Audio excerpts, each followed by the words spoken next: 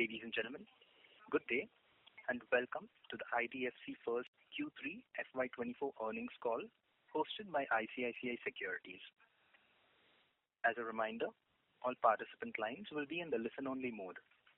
There will be an opportunity for you to ask questions after the presentation concludes. Should you need assistance during this conference, please signal an operator by pressing star and then 0 on your touchtone phone. Please note that this conference is being recorded. I now hand the conference over to Mr. Chintan Shah from ICICI Securities Limited. Thank you, and over to you, sir. Thank you, Darwin. Good evening, everyone, and welcome to the Q3 FY24 earnings conference call for IDFC FIRST Bank. We have with us from the senior management, Mr. V. Vaidyanathan, Managing Director and CEO, along with the other members from the senior management team. So without further delay, I would now like to hand over the floor to the management. Thank you, and over to you, sir. Good evening, everybody. This is Vaidyanathan. Thank you very much for joining us. Good evening, everyone. I'm Sudhanshu Jain. Thank you for joining. Hi, this is Saptarshi Bapari. Thanks for joining. So good evening, everybody. First of all, thank you very much for joining us on this late Saturday evening. You had many results to deal with, so thanks for joining us. The key highlights, I think, for this quarter is that we have come out with guidance 2.0. So when you think of guidance 1.0, which is what we gave at the time of the merger in December 2018, we had guided for, at that point of time, we almost thought that the first year will be gone in just dealing with many matters, so we gave a guidance for 2025. So that while that guidance stays, and we will still keep it on the website and we'll track ourselves to it, you will continue to see it. In the interim, we just saw that this quarter marks exactly the end of 5 exact years after merger. So we've come out with the guidance 2.0. Now, when we started, when we gave the guidance of 1.0, let me just share that we really had very little visibility, very little, because merger just happened, Capital First IDFC just merged, and the deposit book was something like about, retail deposit book was something like about 10,000 crores, and 10,400 crores to be precise. The loan book was something like about 104,000 crores. We had bonds and bonds of about maybe 50 or 55,000 crores. We had wholesale deposits of about 30,000 crores. We had certificate of deposit, just 2 months money, which was about 28,000 crores. So that's sort of an odd base on the deposit side. Deposit borrowing side is largely institutional. We call it 92% institutional. So, frankly, for any management to guess how quickly we will fix this and make it a retail, would have been just a good, let me say, a good educated guess. Again, on the asset side, a lot of things would have been still an uncertainty. Under those circumstances, we still came out with the guidance, and then after that, we saw COVID, we saw many things. But I'm happy to say that almost literally on every benchmark we are coming good. On one front, probably maybe 1 or 2 elements we are not right up there, but I think we'll get close. So we now, as we give guidance, let me just say that during this period of the last 5 years, the key success for the bank has been deposits. Just to share with you that the retail deposits of as of 31st March 2018, 31st December 2018, was precisely 10,400 crores. Today, just 5 years, it is 1,39,431 crores. That is a growth of 1,29,000 crores. If you take the total deposits, we also had 29,000 crores of wholesale deposits with us. So 10,400 plus wholesale deposit of that 29,30,000 crores, so made it 40,000 crores or 39,602 crores to be precise. That 39,600 crores is today 1,76,481 crores. So that is again a good growth on deposits. So third is CASA ratio. CASA ratio now has come to about 46.8%, which is again quite strong. So let me just say that one defining factor for the last 5 years has been deposit growth period. And all of us know the deposits practically are the foundation of any bank. And this kind of deposit growth has come despite the fact that along the way, we dropped the interest rates. Most people thought that we stay with a 6%, 7% strategy for like maybe long time. But literally within 3 years, we dropped it. And now we pay 0 to 1 lakh, we just pay 3%, just 3. And still last quarter, we saw deposit grow by 44% YOY. 43% YOY. So I think that, frankly, once deposit is strong, we are sorted. We are sorted, I say, because the contra side is loan book. Now, the loan book, if you see, has not grown very much during this period, over the last 5 years. The loan book has grown from 1,05,000. No, that's 104. No, that is 2.2. Yeah. So the loan book during the same period has grown just 1,04,000 crores to 1,89,475 crores, 5 years. So you might say that if the loan deposit grew so fast, 4.5x in 5 years, from 39,000 crores to 1,76,000 crores, then how come loan book only grew this much? All of you seasoned investors know the reason, that we slowed down loans just because we wanted to fix the CASA ratio. So basically the point is that both on the asset side, we have a strong, stable business model. I'm actually happy to share that our NPA now for 14th year running, meaning 14th year means 14, it will become the 14th year in March of 2024.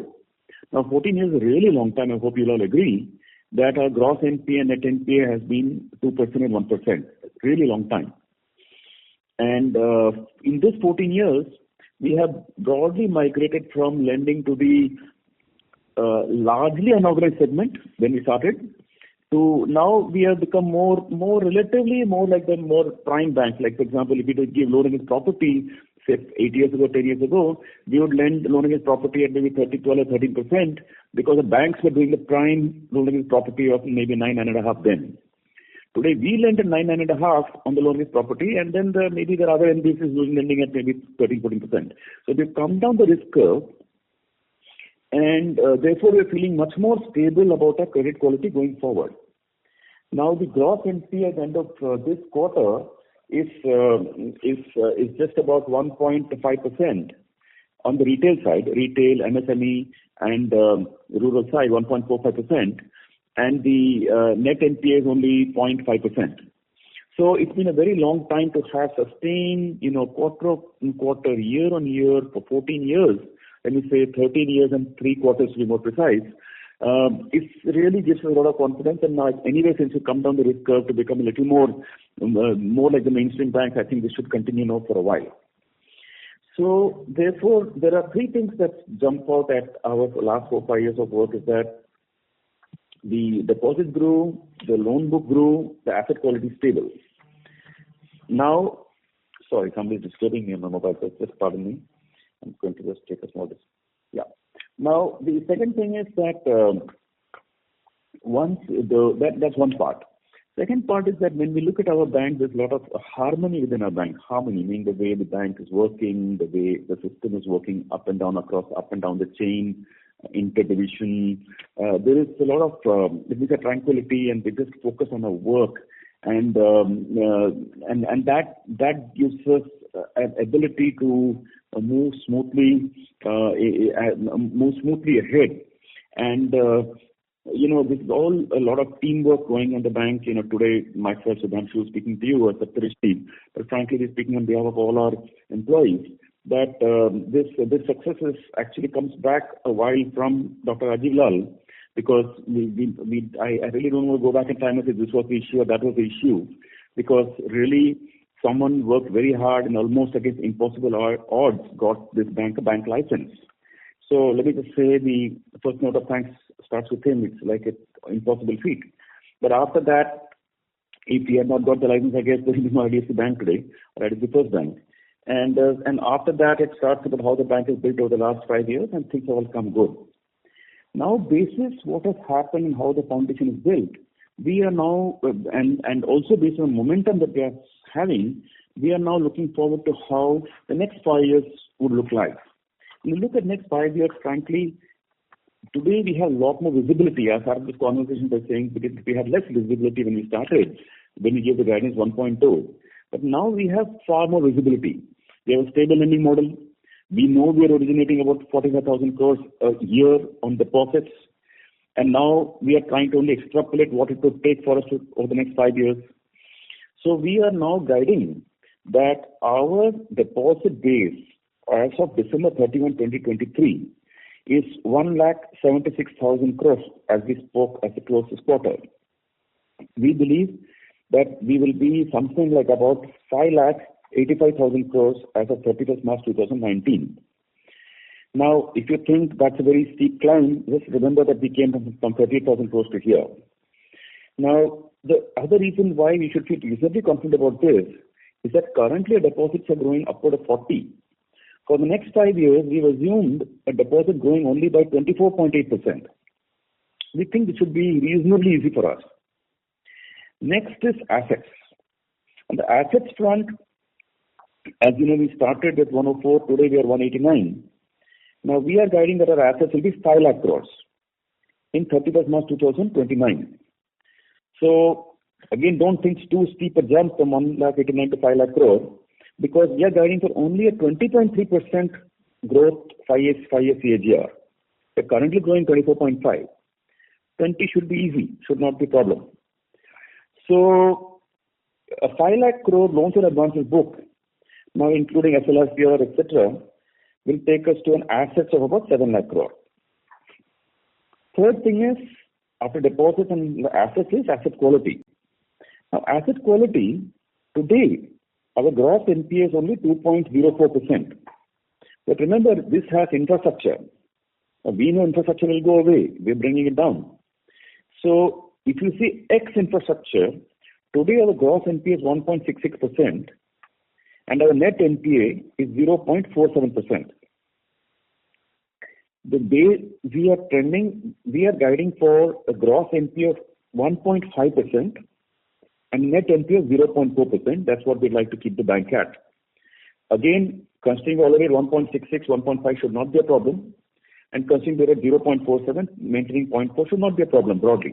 Give or take economic conditions, another crazy COVID coming, caveating, those kind of weird things happening, this should be achievable the way we're building the business. Fourth is profitability. Now, profitability, now we believe that the bank is comfortably moving towards an ROA of 1.9 to 2%. Now, if you do the maths and you multiply 1.9 or 2% on 7 lakh crore of assets, you can see the 7 lakh crore closing number. So the average assets of 28-29 should be something about 6.3 lakh crore. On 6.3 lakh crore, you apply 2%, you're getting to about 12,500 crore. So we are thinking that our broad guess is that we could be somewhere around 12 to 13,000 crore in profitability in March 2029. For context, for this year, 9 months we are like 2,230 crore. If you annualize it, you're getting something like about 3,000 crores. So we believe that 3,000 crores going to 12,500 crores should be very possible. And frankly, if you deliver the first 4 items, you grow the loan book to about 5 lakh crores, grow the deposits to 5,85,000 crores. The rest should fall in line because our business model is pretty straightforward, and if you maintain asset quality. Now, ROE is the last one. We had a tough time dealing with our cost-income ratios and ROE, etc., because our cost-income was always high. We did explain to many of you that because of the setup of the bank, we have branches, this ATM network, technology, all the stuff we told you. But net, it has been it's been part of. We are very clear. It was the setup stage of the bank, and we had to do what we had to do to build the bank for the future. So think of it like the first half, or let me say, first 5 years has gone into building the foundation of the bank. That process of laying foundation never go away because banks are forever getting built. But we believe phase 2, we will be able to reap the benefit of phase 1. And therefore, we are guiding for ROE of somewhere in the zone of 17-18%, give or take. So I would say that these are all in good faith because we have done our spreadsheets and we analyzed it many times over between Sudhanshu, myself, Saptarishi, etc. But we're still saying this in good faith. As the results may vary. It can happen. We may have achieved, overachieved, underachieved, whatever. But hardly I'd say more than achieved in guidance 1. May not be achieved in phase 2. So please take all our caveats seriously. But these are being given in good faith with numbers which we believe are reasonably achievable. And frankly, for a bank starting where it was in 2018 December, in 10 years, to reach a position of 5 lakh crore of loan book and 7 lakh crore of deposits, 6 lakh crore of deposits and 12,000, 30,000 crores of PAT with ROA of 1.92, PAT in ROA of 17-18 will be a solid position to be in. And more importantly, the directionally will be looking good. And other things, anyway, apart from these numbers, the bank is a good bank, really high quality bank, good customer practices, good culture, good practices, good governance, a really very, very, very good board, very high quality board with high quality people. All of them have been through a lot, very sensitive to regulatory commentary and so on, and wanting to work within the guidance of the law and guidance of regulations. So that sort of compliant bank, I think that we are reasonably well set. So that would be a brief comment to start the discussion. Thank you. Yeah, thanks, Navya. I'll quickly touch upon certain key numbers. I'll try to keep it short. To start with, the overall balance sheet size now is at 2.7 lakh crores and balance sheet expanded by 22% on a YOY basis. We continue to see a very strong momentum on our lending book as well as the deposit book. As Vidya mentioned, customer deposits increased by 43% on a YOY basis. It's now 1.76 lakh crores. In fact, the growth in retail deposits was higher at 47% on a YOY basis. CASA ratio also, you would have seen, has improved sequentially to 46.8%. CASA deposits increased by 29% on a YOY basis. Average current accounts have increased by 33% on a YOY basis, and while average CASA increased by 26% on a YOY basis. We also continue to see a faster growth in term deposits, which grew by 59% on a YOY basis, as customers preferred to lock in the interest rates which are prevailing in the system. The growth here also was predominantly driven by retail. Retail deposits ratio to total customer deposits continues to improve and has increased to now 79% vis-a-vis 76% at the start of the year. We have opened about 35 branches during the current quarter, thereby taking the branch count to close to 900 branches. The high-cost legacy borrowings further reduced by about 1,400 odd crores during Q3, and another 1,300 crores is scheduled for runoff in Q4 24. We have given more details around this in the presentation. Moving on to the asset side, overall funded assets grew by 24.5% on a YOY basis to reach 1.8 lakh crores. I will cover this in 4 segments. Retail book comprising a mortgage, vehicle portfolio, that's essentially car and two-wheelers, then consumer loans, credit card, education loan and vehicles. This portion of the book grew at 29% on a YOY basis. We have seen strong growth across all categories. Growth in certain segments like vehicles and consumer were also relatively higher on account of higher demand due to festive season and our increasing presence. Talking of credit cards within retail, the bank has now issued more than 2.2 million cards. The book has almost touched rupees 5,000 crores. The gross spends on credit cards increased by 61% in 9 and 24. Further, the SME book, which is for business purposes and the corporate segment, increased by 16% on a YOY basis. Also happy to note a report that infrastructure book is now just nearly 1.6% of the total funded assets and now below rupees 3,000 crores. Moving on to asset quality, the gross NP of the bank further improved by 7 basis points during the current quarter and stood at 2.04%, and net NP ratio stood stable at 0.68% during the current quarter. As Vaidya mentioned, if we exclude the infrastructure book, the GNPA improves to 1.66 and net NPA improves to 0.47. GNPA in the retail, rural and the SME segment also improved by 8 basis points to 1.45%, and the net NPA is now just at 0.51%. The overall standard restructured book continues to come down and has further reduced to 0.35% of funded assets as compared to 0.38% last quarter. More than 93% of the restructured book is secured in nature. Moving on to profitability, profit after tax for 9M FY24 increased to rupees 2232 crores versus rupees 1635 crores in 9M of last year, up by 37%. For the quarter, profit grew by 18% YOY to rupees 716 crores. This was largely driven by strong growth in core operating income. Core operating profit, which is NI plus fees excluding trading gains, for 9M FY24 grew by 35% YOY. For the quarter, it grew by 24% to rupees 1515 crores. For the quarter, NI increased by 30% on a YOY basis to rupees 4287 crores. The net interest margin improved by 10 basis points on a sequential basis to 6.42%. Fee also registered a strong growth. It increased by 32% to rupees 1469 crores for Q3 FY24, and this was largely retail-led, which is at 93% of the total fee.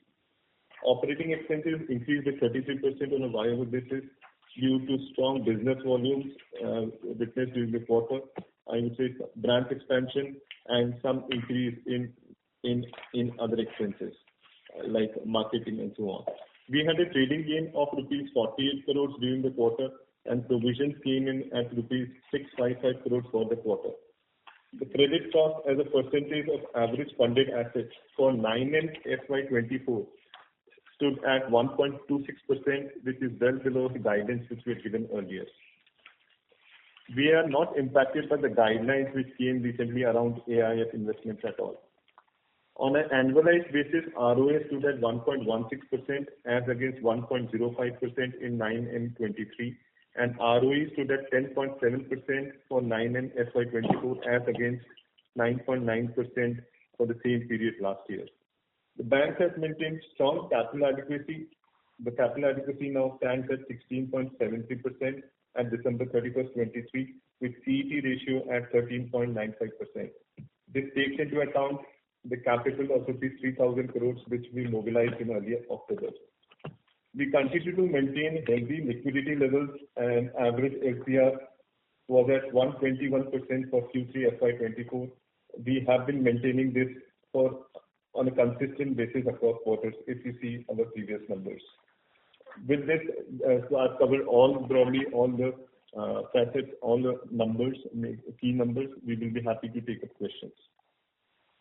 Thank you very much. We will now begin the question and answer session. Anyone who wishes to ask a question may press star and 1 on their touchtone telephone. If you wish to withdraw yourself from the question queue, you may press star and 2. Participants are requested to use handsets while asking a question. Ladies and gentlemen, we will wait for a moment while the question queue assembles.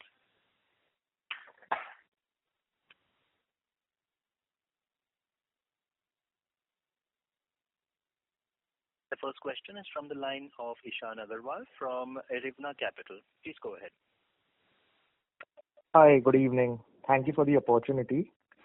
I would say decent but slightly underwhelming performance by the bank. So I have 3 questions. Should I ask them together or should I shoot them one by one? One by one is better. Okay.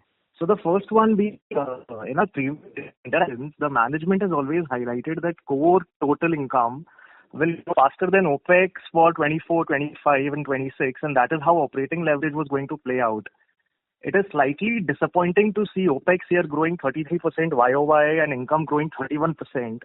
which in turn has upped our cost to income from 72.1% last year to 73.3% this year.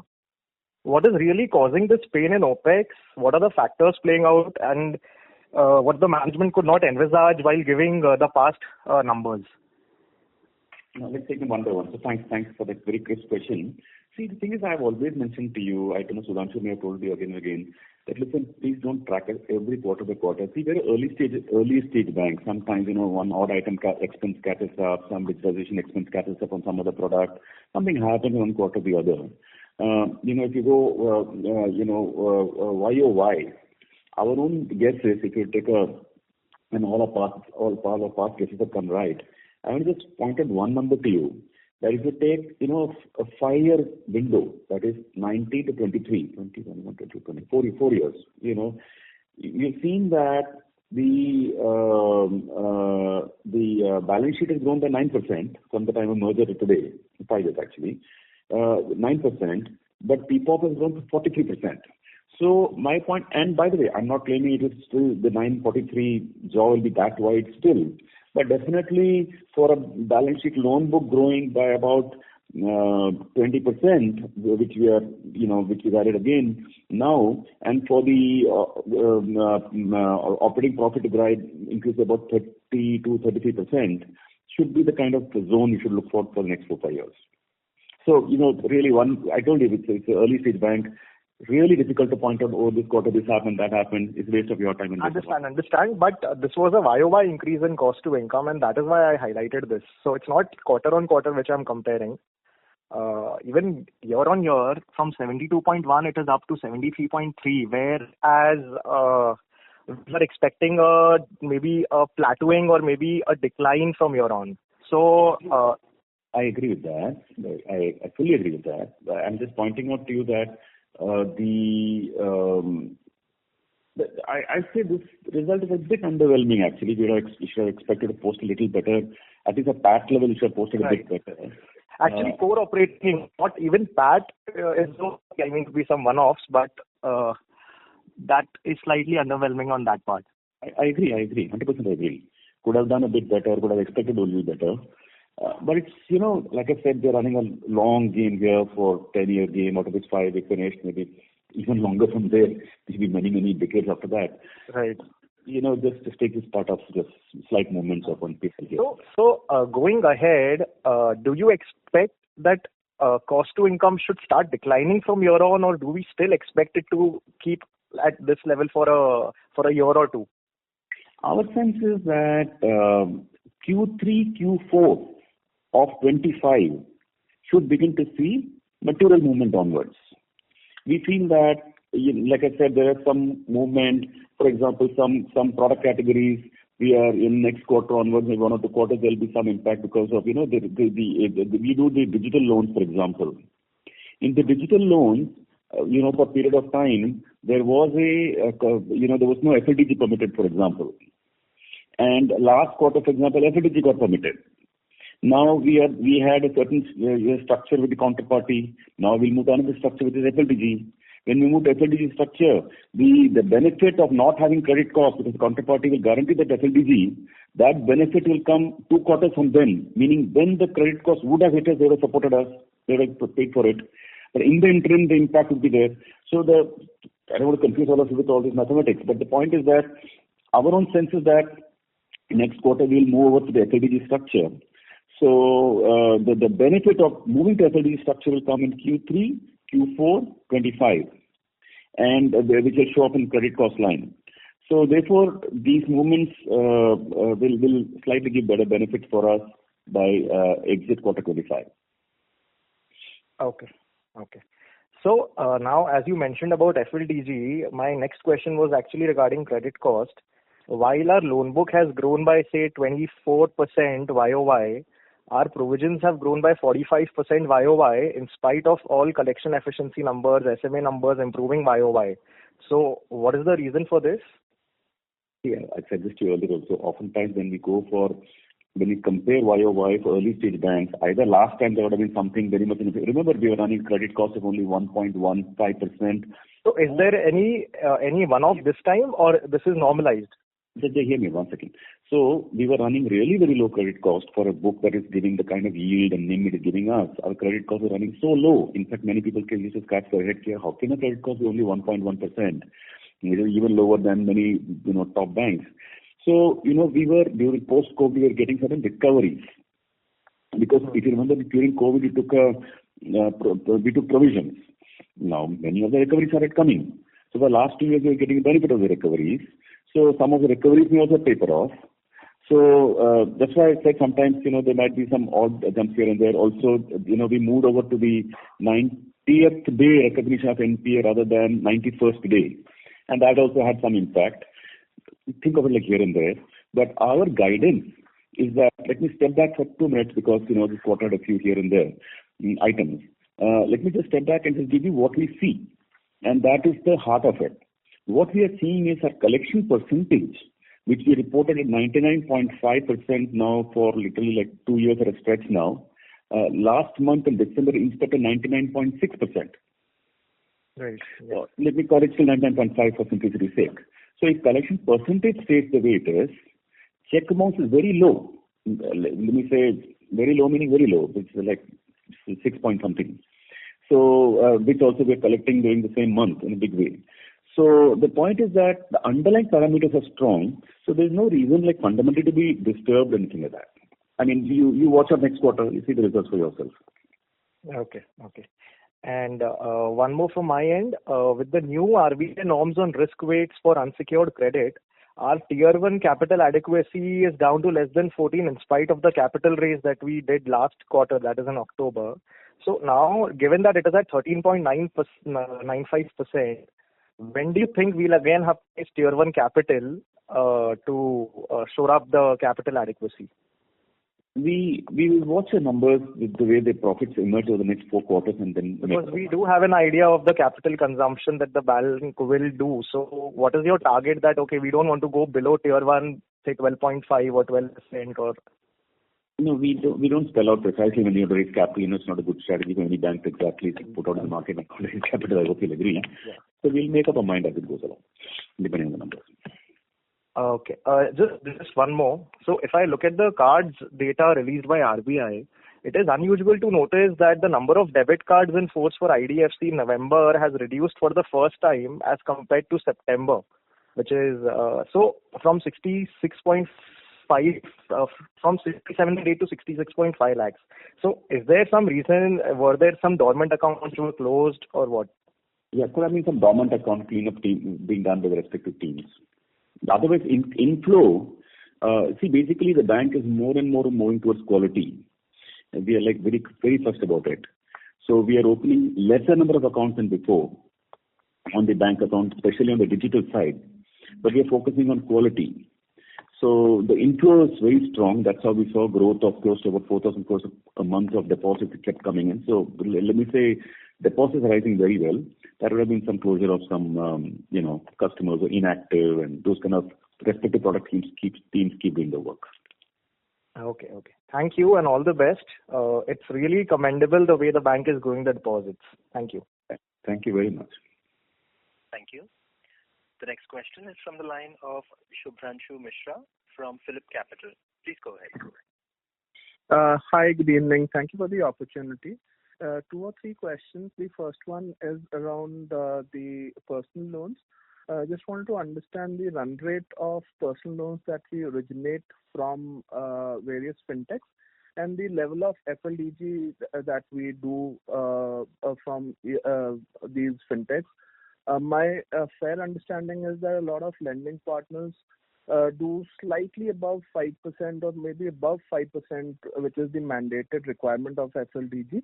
The second is on the vehicle finance. If we can give out the split of a car finance, new car finance and used car finance, and the outlook for the industry as such and our own growth estimates there in FY25. These are my 2 questions. Thanks.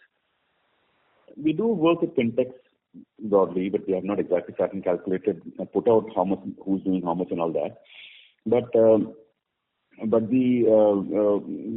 me say broadly, it's growing. We are very conscious that on the personal loan front, personal loan meaning and basically unsecured personal loan given, our model is largely lending to salaried people who want to take personal credit, typically term loans. So in that model, I think things are running pretty well for us. Some originated through partners, some originated by ourselves, some originated through DSS, etc., etc. Second question is about vehicle finance new. I'd say we have more on the used car financing side than the new car type, though we also do new cars. But new cars have no margin, and it's just a waste of time and money. So we give it only to our customers who come to our branches and our base. We lend, we give new cars.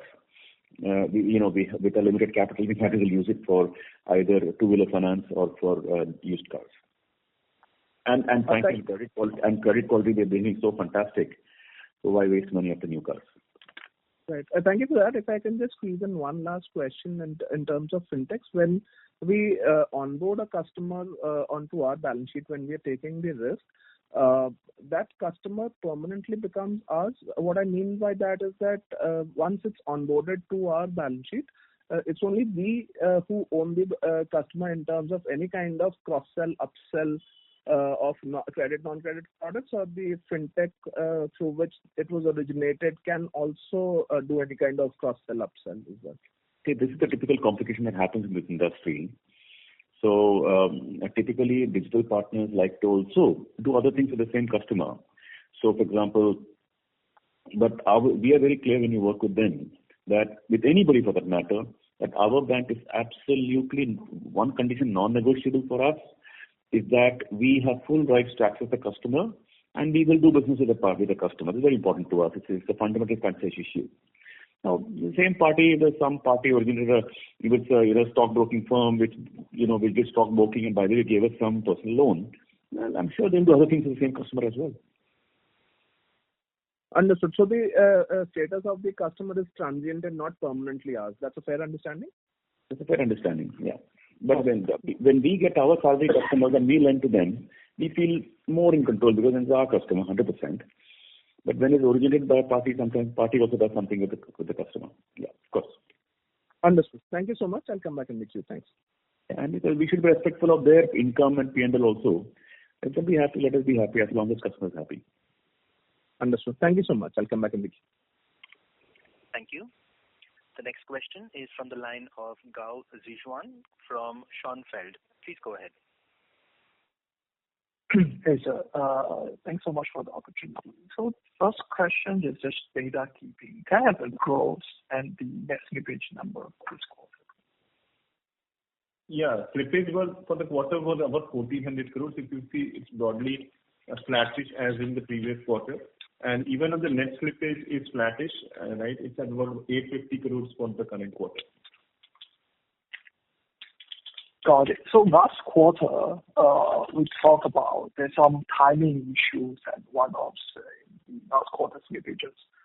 So, is there any such issue that is repeating this quarter, or are we expecting, slippage to be gradually trending up from here? No, so we feel quite comfortable as Vaidya mentioned that we are seeing a consistent asset quality, right? So even in this quarter, the slippages have not gone up while the book has expanded. So we feel that we should be quite okay on this front. So why does our credit cost is trending up while if our slippage number is similar to last quarter, our credit cost should not be trending up, and our coverage ratio is similar to that last quarter. So I just want to understand that. No, so if you see that credit cost has been for this 9 months has been just 1.26%, right? We had guided the market for 1.5%. Of course, we have been coming with this quarter. We have seen a slight jump, right? But that's a combination of an existing book where as the aging happens, some more provisions come in. So as you rightly said, the gross slippage that has been quite stable, right? And other indicators also, like if you see the check bounce, right, which we have presented the data in the presentation, that it continues to be lower, right? It's at first check bounce is about 6.3%. Even the collection efficiency is quite stable, right, over the quarter to 99.6. So which talks of that the incremental book which is getting built is quite pristine, right? We may have, as I said, some of these provisioning impact may come because of aging and so on. So, but we feel quite comfortable with.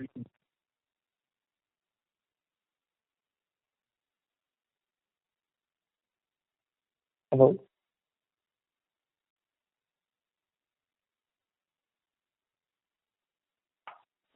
Ladies and gentlemen, the line for the management seems to have disconnected. Please stay with us while we reconnect with the management.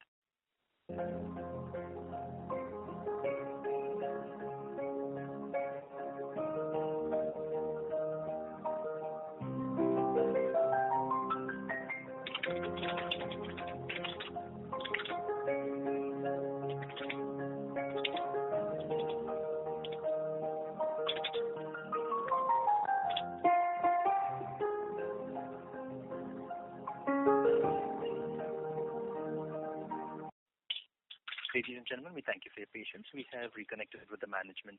Over to you, sir.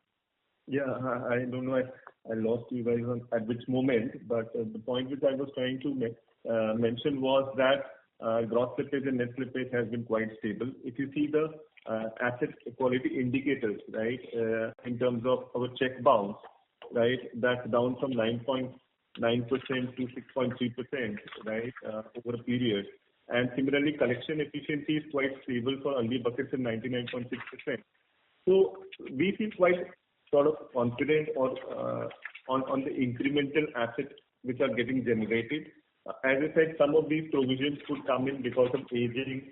There could be some smaller, lesser recoveries during the quarter. So that is precisely the impact which some of that impact which has come during the current quarter. For the 9 months, if you see the credit cost has been just 1.26%, and which is well below the guidance which we had given earlier. So we feel that things should normalize from here and should continue to stay so. Of course, we are very cautious in terms of sourcing, in terms of credit underwriting, and so on. So we'll continue to exercise prudence on this front. Got it, sir. And second question is on the guidance. And thanks so much for a very clear guidance 2.0.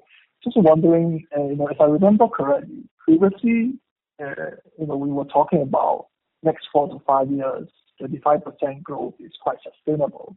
So I'm just wondering, our 20% growth kind of guidance now, is it just on a conservative basis, or is there some change in strategy that we maybe focus a little bit more on the profitability side and maybe slow down growth a little bit, or it's some RBI related issue?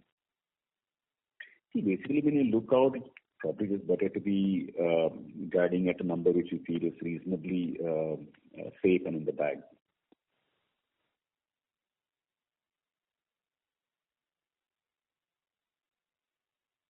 Now, does that answer your question? Yeah, sure. That's all. Thank you so much. Thank you. The next question is from the line of Nitin Agarwal from Motilal Oswal. Please go ahead. Yeah, hi. Good evening. So one question. Hi, sir. One question on CD ratio. While the bank has been doing well and the CD ratio has been coming down pretty consistently every quarter, and any discussions about this with the RBI given the ongoing media reports about this, and any near-term targets therefore that you have? So if you see that we have been bringing down the CD ratio because deposits have been growing faster, right? Of course, we had legacy problems, right?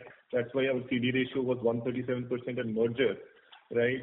If you see even into this year so far, we have brought it down from 109% to 101%, and maybe by the end of the year we will be lower than 100.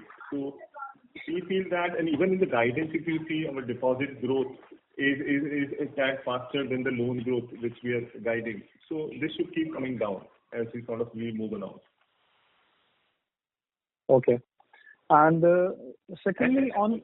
So I'm saying, just sorry, one data point, is the incremental CD ratio, if you see for this year, is about 80%, and for this quarter it was just 65%. So as long as our deposits continue to come strong, right, and we feel that we should be able to improve on this ratio. We feel quite confident of bringing it down. Okay. Okay, sure. And the second question is on the OpEx, wherein we are seeing a fair bit of an increase. So if you can provide some color as to what are the key drivers within this number, so that we can better appreciate the operating leverage that is likely to play over the coming years and from Q4 25 that you are indicating. So Nitin, if you see that, look at the guidance, because you specifically go to guidance, see, for you to really appreciate where this game is headed, and I read out the operating leverage numbers at a bank level that we've been seeing year on year.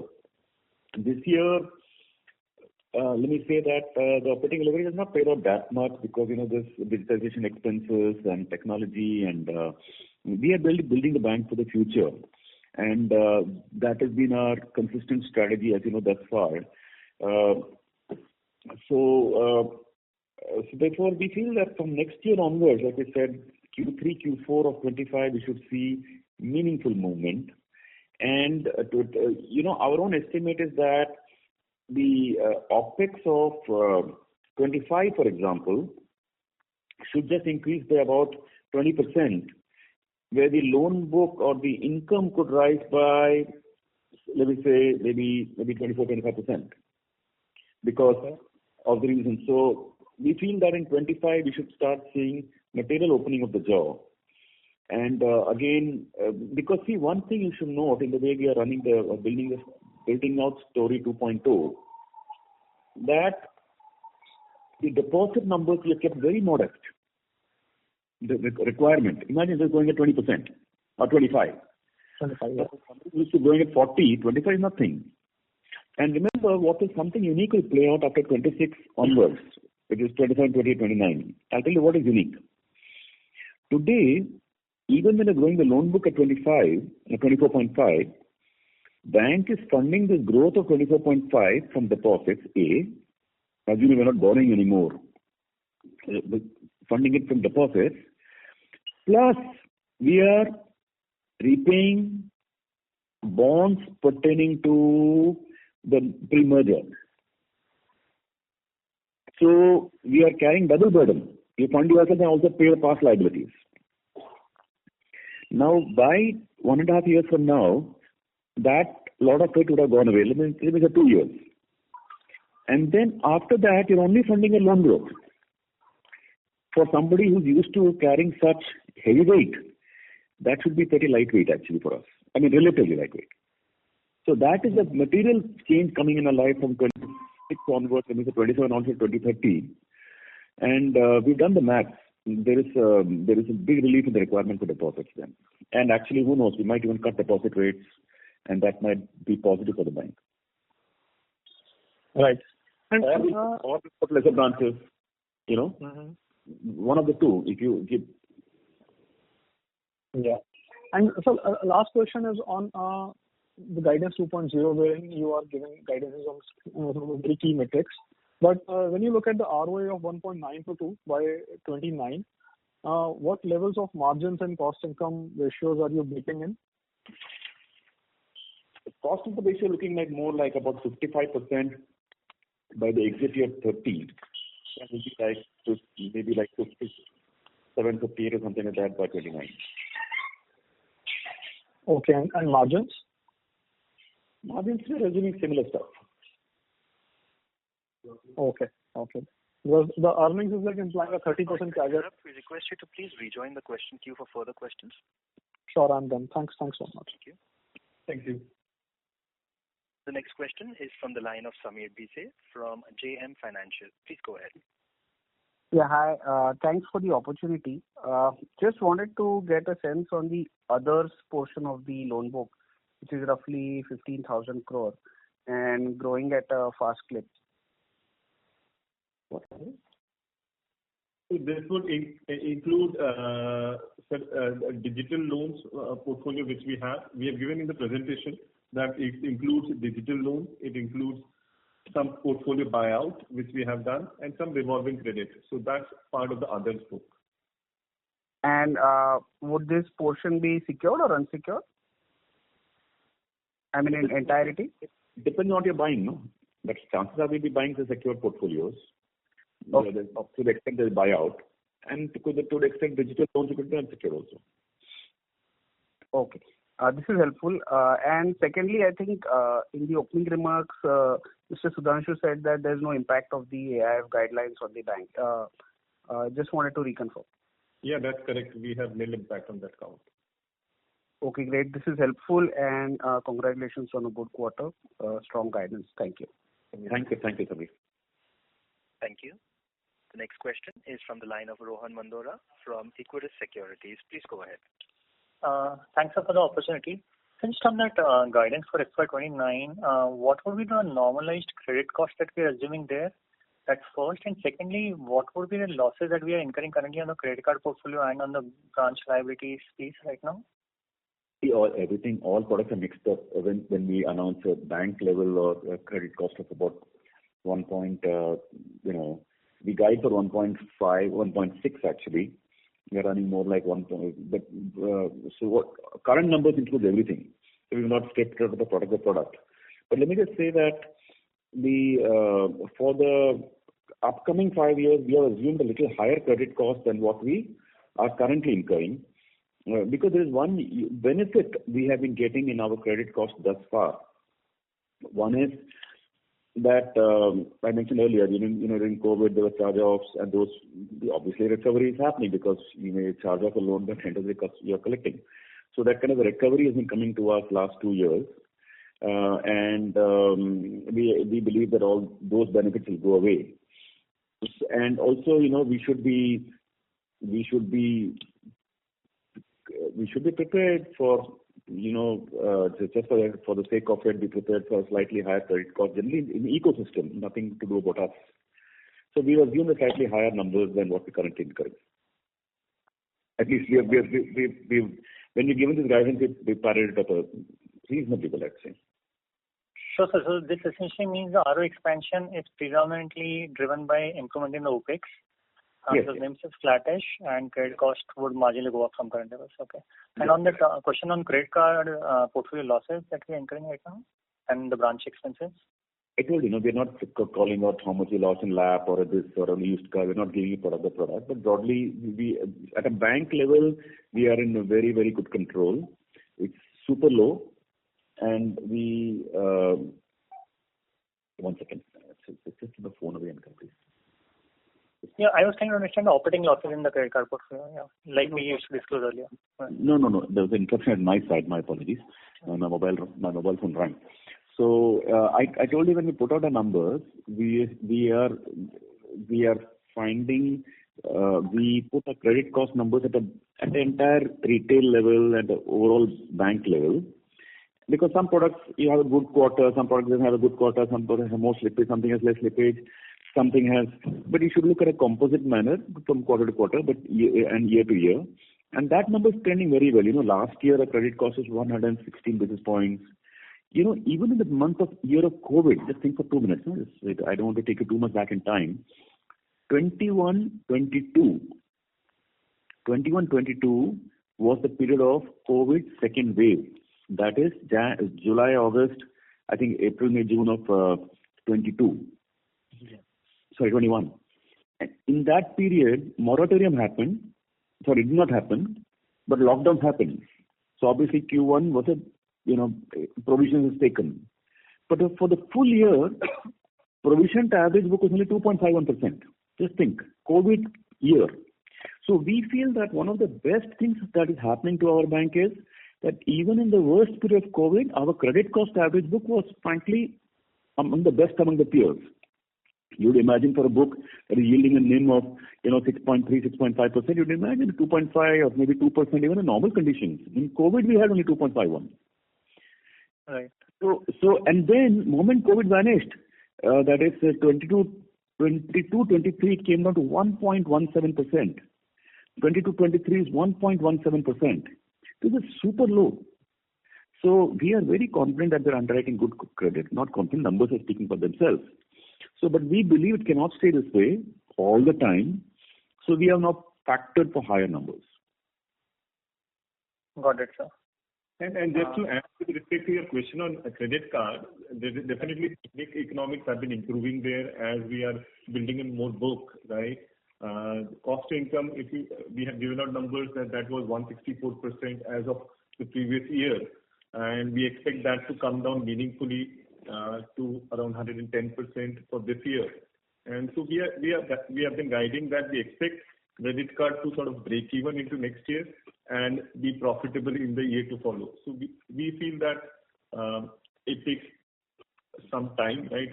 We have been just 3 years before when we had launched this product. So we feel that we are well on course on this book. See, one thing we want to tell all of you, and we,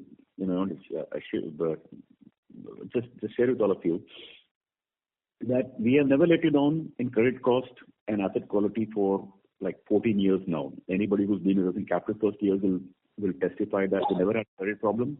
In 5 years, we haven't put 1 foot wrong on credit. Not 1 foot wrong.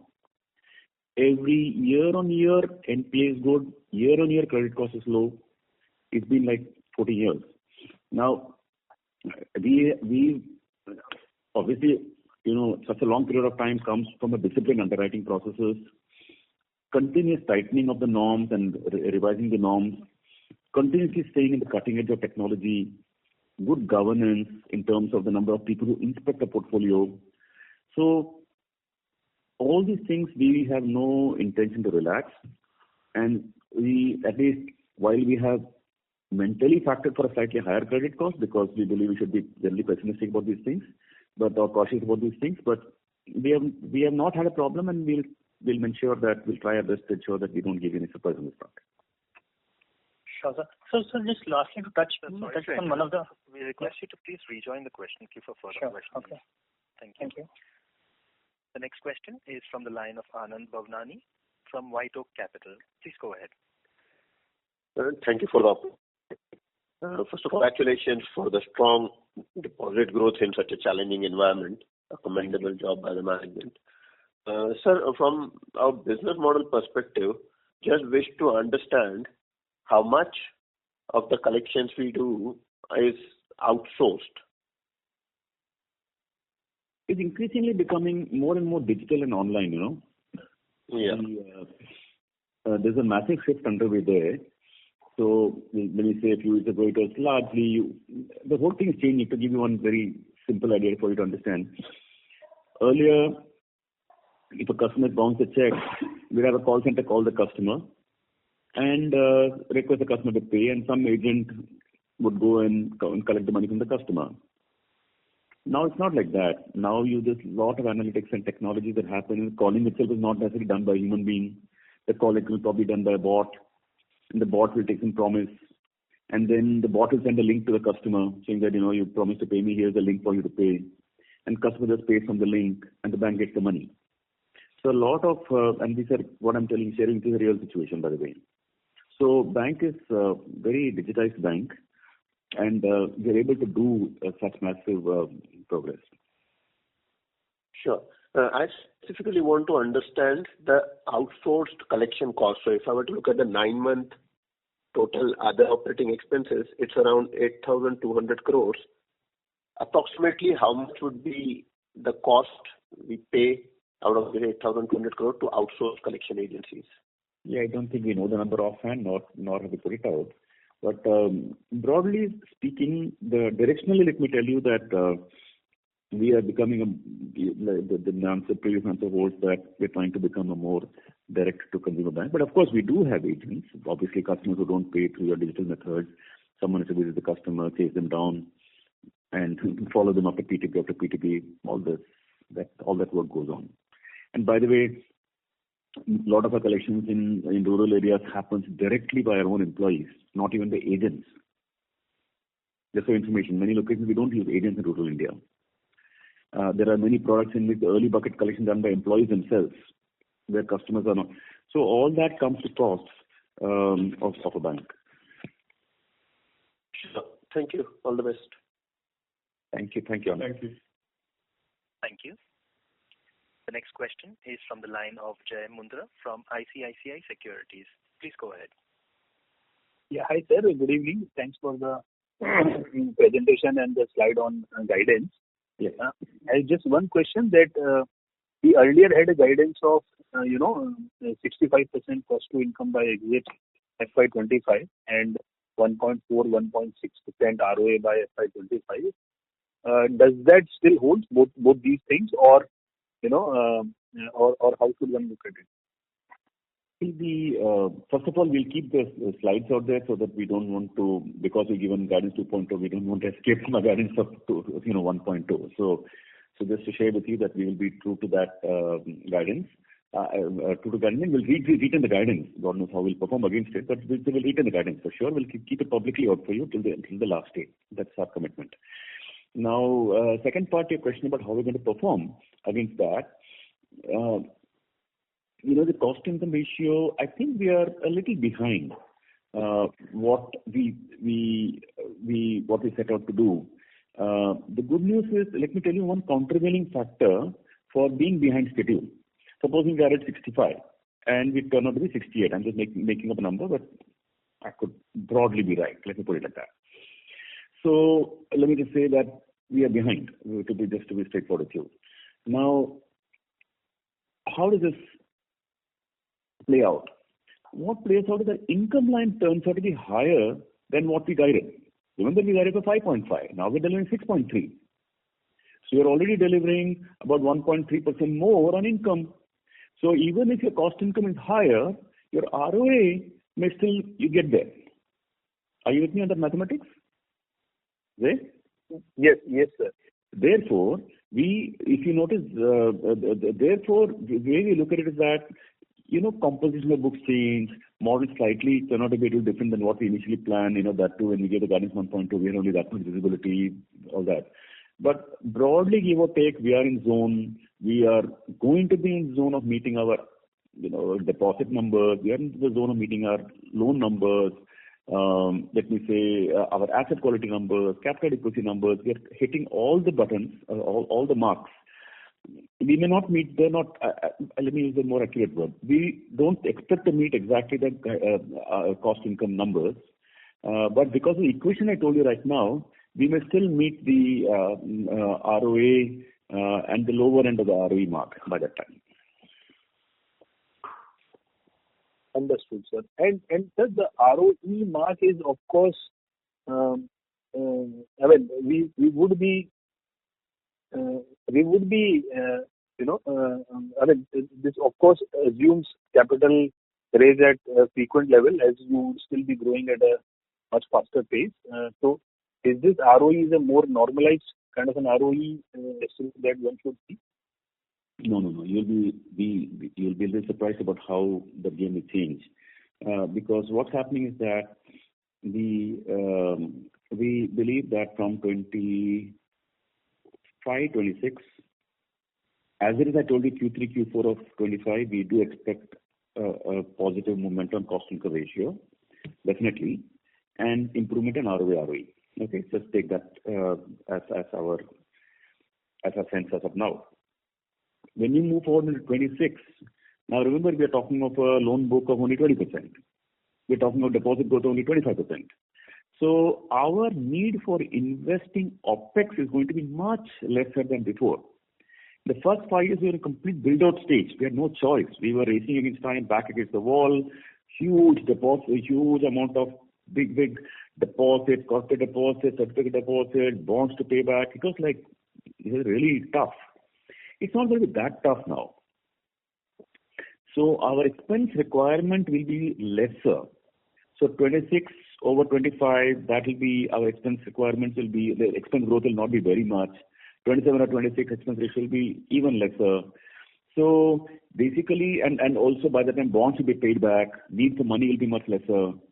So we feel that our like I said earlier, the things will get easier for us from that point of view. And life is never easy. God knows what new problems will come. But at least this on these front of deposit raising, etc., we feel much more assured now. Sure. Understood, sir. Thank you so much. And all the best. Thank you. Thanks. Thank you. The next question is from the line of Manish Shukla from Axis Capital. Please go ahead. Yeah, good evening and thank you for the opportunity. If I look at your sequential growth in assets or loans, it is one of the slowest in the last 8 or 10 quarters.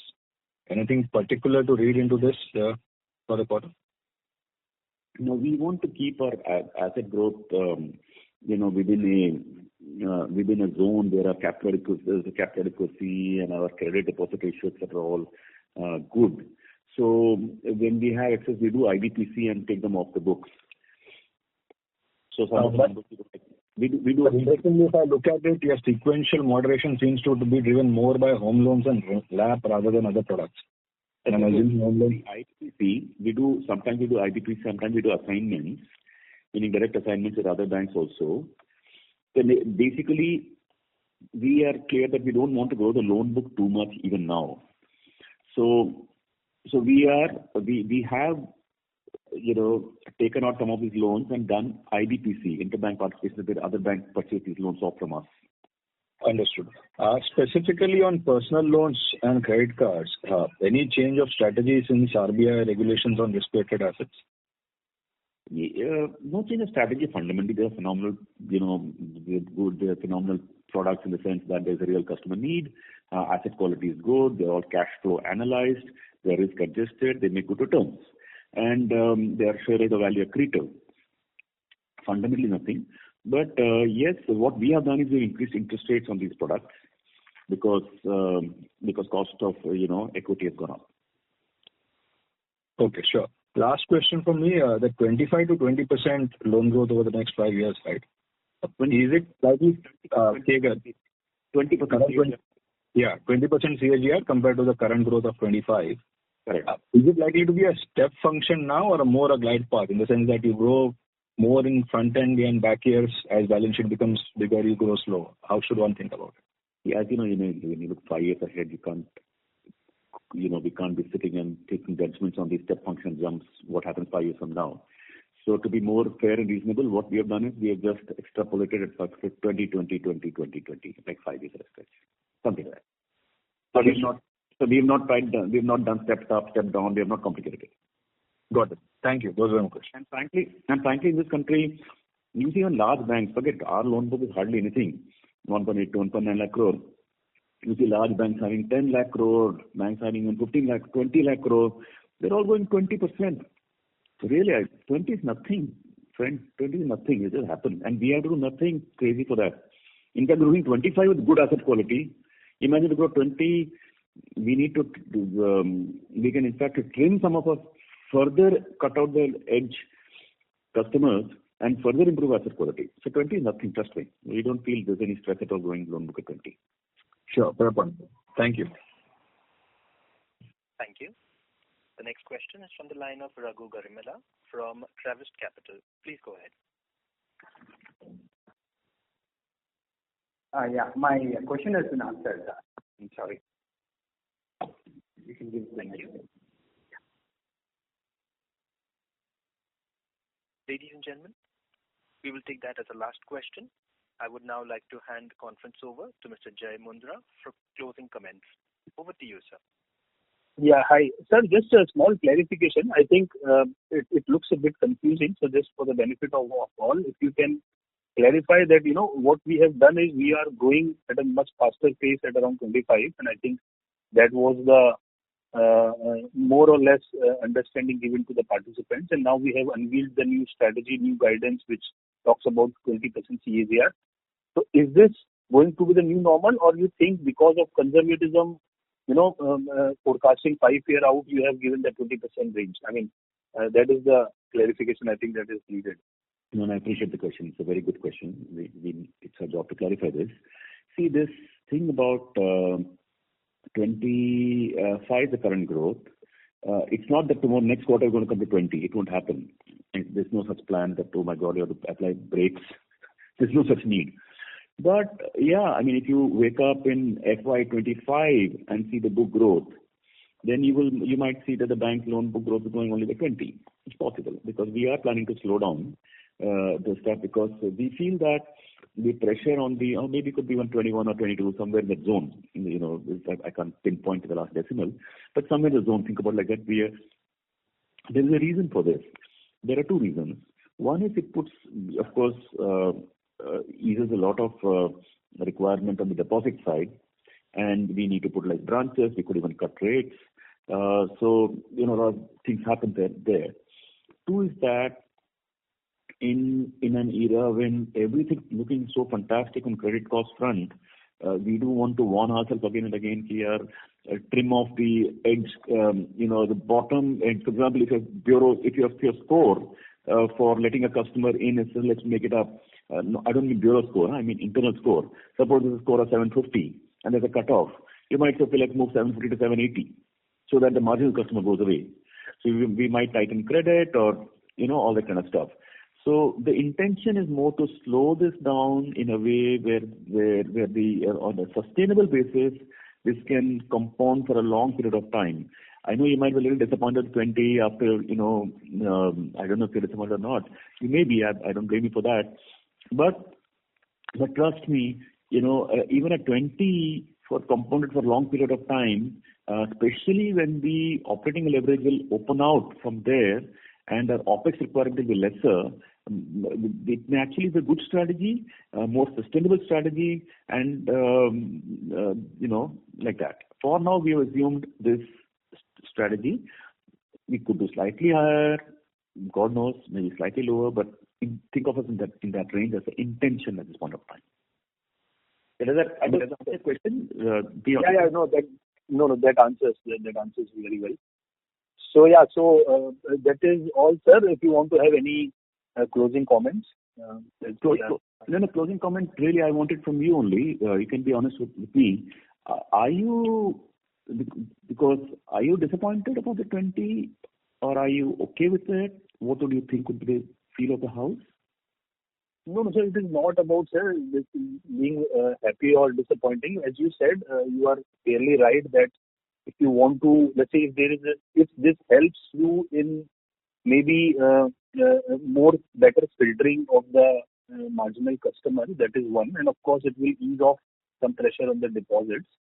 It looks like, sir, at the system level, it looks like that to be the let's say a narrative built up that suggests that RBI or at system level, there are the system level the growth needs to be calibrated a little bit. So I think that is in that direction, but nonetheless, sir. You could say that. To be honest, you could say that also, because there is a message from the regulator also to curb exuberance.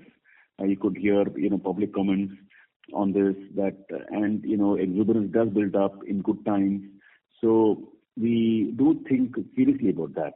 So this is the time to trim the marginal customers, and the slowing down from 25 to 20 also helps in that process. So it will be a more stable story.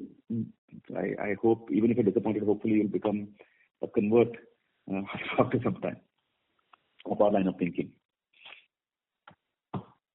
Sure, sir. Yeah, that is all from our side, participants. Thank you so much for joining. And thank you, management, for giving us the opportunity to host the call. Thank you. Thank you. Thank you. On behalf of ICICI Securities, that concludes this conference.